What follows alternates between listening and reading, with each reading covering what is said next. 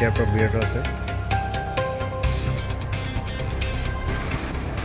Permission নাই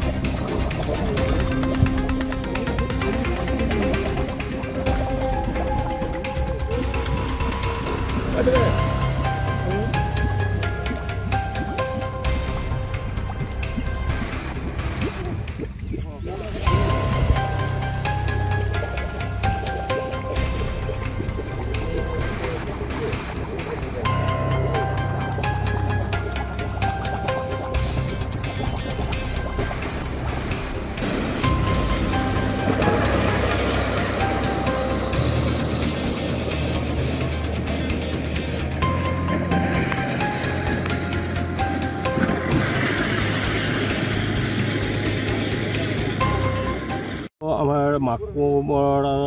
পৰা আধা কিলোমিটাৰ নিলগত বেতজান ৰোডৰ কাষতেই ইয়াত অইলৰ পাইপ ফাটি আজি তেল ওলাইছিলে আৰু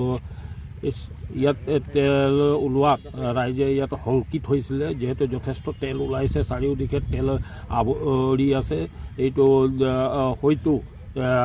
সবেই ভয় খাই আছে এইটো অঞ্চলত ইয়াত তেনেধৰণৰ কোনো অঘটন নঘটক তাকে কামনা কৰিছোঁ আৰু এতিয়া ইতিমধ্যে অইলৰ মানুহ আহি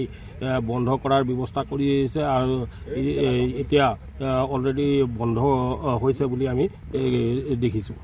নিশ্চয় নিশ্চয় যি অইলৰ পাইপ লাইন বহাইছিলে আৰু অইল কৰ্তৃপক্ষক সেই সময়তে আমি আপত্তি জনাইছিলোঁ যাতে কমেও পাইপ লাইনটো 5 ফুটৰ তলত বহোৱাৰ ব্যৱস্থা কৰিব লাগে কিন্তু সেই সময়ত কোনো ধৰণৰ গুৰুত্ব নিদিয়াকৈ যিসকল কণ্ট্ৰেক্টাৰ ইয়াত কাম কৰিছিলে তেখেতসকলে 1 ফুটৰ তলতেই এই পাইপডাল লৈ যোৱাৰ কাৰণে আজি এনেধৰণৰ ঘটনা ঘটিব পালে আৰু যথেষ্ট এনেকুৱা পথাৰৰ মাজত জগা আছে য'ত নেকি পাইপটো ওপৰতেই আছে কিন্তু কোনো ধৰণৰ ব্যৱস্থা নাই যে তাত যদি গাড়ী এখনো যায় হয়তো ফুটাৰ সম্ভাৱনা থাকিব তেনেকুৱা এটা অৱস্থা হৈ আছে তো গতিকে আমি আহ্বান জনাইছোঁ অইল কৰ্তৃপক্ষক যাতে এই পাইপ লাইনবিলাকো পুনৰাবৃত্তি যাতে এনেকুৱা ঘটনা নঘটক তাৰ কাৰণে সেই পাইপ লাইনবিলাক চোৱা চিতা কৰি আৰু কমেও 5 ফুটৰ তলত বহোৱাৰ ব্যৱস্থা যাতে কৰে তাকে আমি কামনা কৰিছোঁ।